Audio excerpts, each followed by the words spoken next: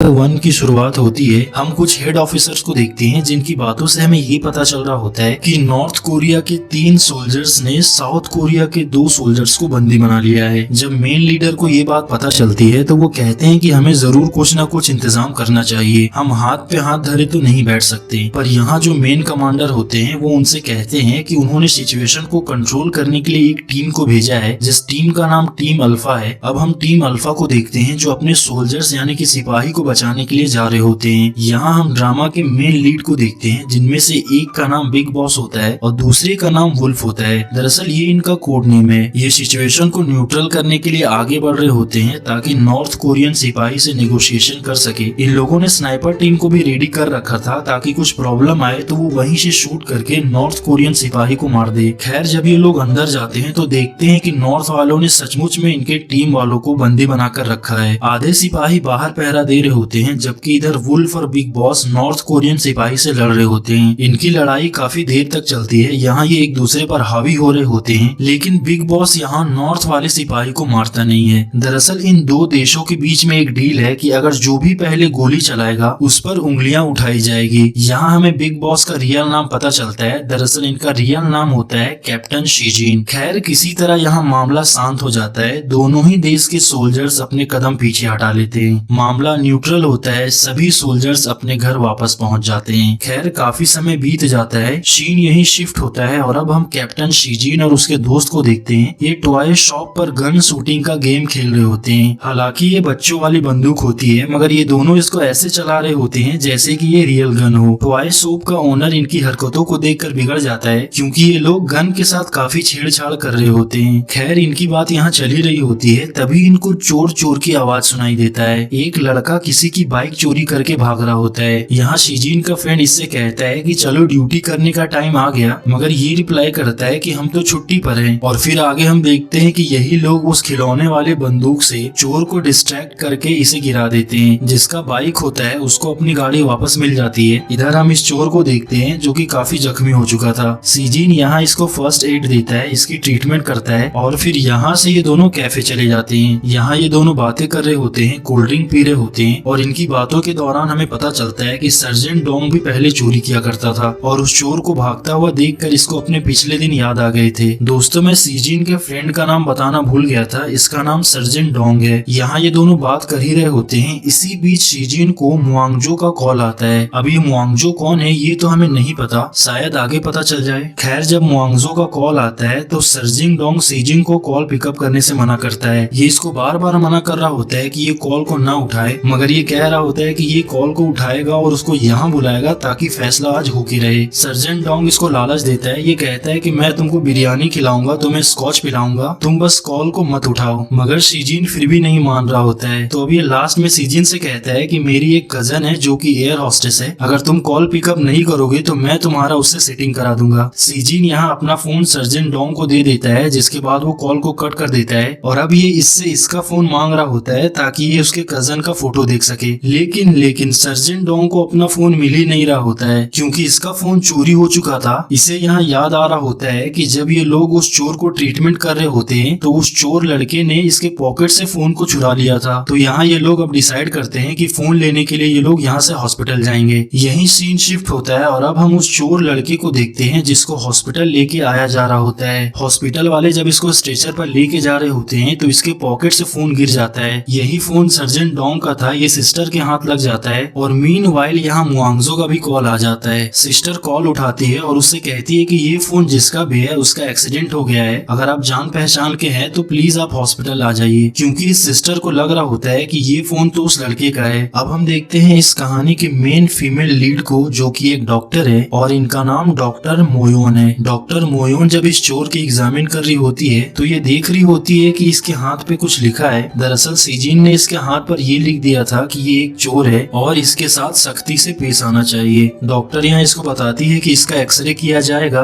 इतने में वो नर्स यहाँ आ जाती है जिसको वो फोन मिला था। ये फोन इसको दे देती है और इसको थोड़ा रेस्ट करने के लिए कहती है। लेकिन जब ये चोर अकेले होता है तो यहाँ से मौका देखकर भाग जाता है। ये भाग ही रहा होता है तभी डॉक्टर मेयोन इसको देख लेती है और उसे वापस ले आती है। यहाँ सारे नर्स और डॉक्टर इस पे गुस्सा कर रहे होते हैं क्योंकि ये यहाँ से भाग गया था। ये लोग इससे कह रहे होते हैं कि अगर तुम्हें यहाँ से जाना है तो सारा बिल पे करना होगा। अगर ये हॉस्पिटल का बिल पे नहीं करेगा तो ये लोग पुलिस को बुलाएंगे। लेकिन ये चोर फिर लगाता है एक दिमाग, ये कहता है कि ये वॉशरूम जा रहा है। इन लोगों को यकीन दिलाने के लिए अपना फोन दे देता है। दरअसल ये फोन सर्जन डोंग का था और फिर यहाँ से ये चोर भाग ही जाता है। थोड़ी देर बाद यहाँ शीजिन और सर्जन भी पहुँच जाते हैं और जब ये कॉल लगा रहे होते हैं तो इनका फोन यहीं आसपास बज रहा होता है। शीजिन बार बार कॉल करते रहता है तो इसको पता चलता है कि सर्जन का फोन डॉक्टर मोयोन के पास है। शीजिन के कॉल करने पर डॉक्टर फोन उठा लेती है, मगर जैसे ही अपना फोन डॉक्टर से मांगने वाला होता है तभी डॉक्टर उस लड़के के बारे में पूछने लगती है। तो इन लोगों को पता चलता है कि वो फिर भाग गया। दरअसल ये दोनों पेशेंट वार्ड में होते हैं, इसीलिए डॉक्टर नर्स से कहकर इन लोगों को यहाँ से बाहर भिजवा देती है, क्योंकि डॉक्टर को ये दोनों आवारा लड़के लग रहे होते हैं। जब शीजिन यहाँ से जा रहा होता है तो डॉक्टर इसको ही देख रही होती है। ये लोग उस चोर को ढूंढने के लिए निकल जाते हैं, क्योंकि अगर वो नहीं मिला तो इन लोगों को अपना फोन डॉक्टर से वापस नहीं मिलेगा। लेकिन अचानक ये दोनों देखते हैं कि वो जो चोर है उसको कुछ लोग मिलके मार रहे होते हैं, क्योंकि वो उनके गैंग को छोड़ना चाहता था। दरअसल ये जितने ही लड़के हैं वो सारे चोरी डकैती करते हैं, मगर ये लड़का इनके गैंग में नहीं रहना चाहता, इसीलिए ये सारे मिलके इस चोर को मार रहे होते हैं। दरअसल इस चोर का नाम बेयोंग है। जैसे ही ये दोनों यहाँ पहुँचते हैं, बेयोंग सर्जन के पैर पकड़ लेता है कि ये उसको बचाए, नहीं तो ये लोग इसको मार देंगे। दरअसल बेयोंग ने इन लोगों से 5,000 रुपये लिए थे। सही टाइम पर ये नहीं लौटा पाया, यहाँ तक कि ये गैंग को छोड़ने वाला है, इसीलिए ये लोग इसको मार रहे होते हैं। सर्जन डोंग इन गुंडों से कहता है कि बेयोंग मेरा छोटा भाई है, इसके जितने भी उधार पैसे हैं ये सारे वापस लौटा देगा अगर ये लोग लड़ाई में इसको हरा देंगे। फिर यहाँ एक जबरदस्त फाइट होती है और ये अकेले ही इन सारे गुंडों को ढेर कर देते हैं। अगली सीन में हम वांगजो को देखते हैं, जो कि पेशेंट से मिलने आई हुई थी, क्योंकि नर्स ने सर्जन के फोन से इसको फोन किया था कि इसका कोई अपना आदमी है जो कि घायल हो चुका है। तो ये सर्जन को ही देखने के लिए यहाँ पर आई थी। इसकी मुलाकात यहाँ डॉक्टर मोयोन से होती है। ये जब पेशेंट के स्टेटस के बारे में पूछ रही होती है तो डॉक्टर बताती है कि इसका पेशेंट भाग गया है। इसका पेशेंट बिना बिल पे किए यहाँ से भाग गया, अगर ये यहाँ पर आ ही गई है तो ये उसका बिल पे कर दे। इन दोनों के बातचीत से हमें ऐसा लग रहा होता है कि ये दोनों एक दूसरे को जानते तो हैं, मगर इनकी आपस में अच्छे से नहीं बनती। मोयोन अब अपने डॉक्टर फ्रेंड के पास आती है और इससे कह रही होती है म्योंगजो को चुड़ैल यहीं पर है। दरअसल मोयोन योंगजो से जलती है, क्योंकि पहले एक इंटर्नशिप के दौरान मोयोन को एक लड़का पसंद आया था, मगर योंगजू ने उसका दिल जीत लिया था। पर इसकी जो डॉक्टर फ्रेंड होती है इसको समझाती है कि ये वो नहीं है जो तुम सोच रही हो, क्योंकि इसका जो बॉयफ्रेंड है वो आर्मी में है। क्योंकि मोयोन को लग रहा होता है कि वो जो चोर है वो ही योंगजू का बॉयफ्रेंड है। इसका डाउट अब क्लियर हो गया था, मगर इसको समझ नहीं आ रहा था कि वो जो लड़का इससे फोन मांगने के लिए आया हुआ होता है वो कौन था। अब इधर हम इन दोनों को देखते हैं जो इस चोर को पकड़कर यहाँ लाते हैं। ये चोर काफी घायल होता है, इसीलिए नर्स लोग इसको ट्रीटमेंट के लिए यहाँ से लेके जाती है। यहाँ मोंगजो की नजर सर्जन पे पड़ती है, ये उससे बात करने के लिए उसको साइड में बुलाती है। इन दोनों की बातों के दौरान हमें ऐसा ही लग रहा होता है कि ये दोनों एक दूसरे को बहुत अच्छे तरीके से जानते हैं। म्योंगजो ही कैफे में शीजिन को कॉल कर रही होती है। ये दोनों ही मिलिट्री ऑफिसर है, मगर म्योंगजो जो है वो इसकी सीनियर है। ये लड़की इसको अपनी सारी फीलिंग बता रही होती है, इससे कह रही होती है कि आजकल ये इसका कॉल भी नहीं उठाता है, इसको इग्नोर करता है। मगर यहाँ सर्जन एक जूनियर की तरह इसकी सारी बातें सुन रहा होता है। सर्जन इससे कहता है कि आप जैसा सोच रही है वैसा बिल्कुल भी नहीं है। मैं आपसे इसलिए अलग हो गया क्योंकि मुझे लगा इसी में आपकी भलाई है, क्योंकि अब इसके दिल में वो फीलिंग्स नहीं है जो पहले थी। खैर इन दोनों की कुछ तो केमिस्ट्री है, ये हमें धीरे धीरे पता चल ही जाएगा। म्योंगजो इसको रोक रही होती है, मगर सर्जन इसको इग्नोर करके यहाँ से चला जाता है। लेकिन ये जैसे ही यहाँ से जा रहा होता है, म्योंगजो इससे कहती है कि तुम सीनियर को सैल्यूट करना भी भूल गए। सर्जन इसको सैल्यूट करता है, बदले में ये इसको पनिशमेंट दे देती है कि जब तक ये नहीं बोलेगी तब तक ये रात भर ऐसे ही खड़ा रहेगा। यहीं दूसरी तरफ हम डॉक्टर को देखते हैं जो बेयोंग की इलाज कर रही होती है। डॉक्टर मोयोन को लग रहा होता है कि इसकी जो हालत हुई है वो शीजिन की वजह से हुई है। शीजिन ने ही इसको मारा होगा, मगर ये लड़का बताता है कि इसने मारा नहीं बल्कि इन लोगों ने इसको बचाया है। डॉक्टर को शीजिन पर बिल्कुल भी भरोसा नहीं हो रहा होता है, इसीलिए यहाँ ये डिसाइड करती है कि ये पुलिस को बुलाएगी। मगर शीजिन यहाँ इस डॉक्टर के सारे कंफ्यूजन को दूर करता है। उस लड़के ने इसके दोस्त का फोन चुराया था, इसीलिए ये लोग यहाँ पर आए। लेकिन जब ये दोनों यहाँ आए तो वो जा चुका था, और जब ये लोग उसको ढूंढने के लिए निकले तो गुंडे उन्हें पीट रहे थे। इसीलिए फिर ये दोनों उसको यहाँ उठाकर ले आए। लेकिन ये अभी भी नहीं मानती है, ये पुलिस को कॉल करती है, मगर शीजिन इसके फोन को हवा में उछाल देता है और उसे कैच कर लेता है और फोन को कट कर देता है। शीजिन इसको फिर समझाता है कि ये पुलिस को कॉल ना करे क्योंकि ये आर्मी में है और अभी ये दोनों छुट्टी पर है।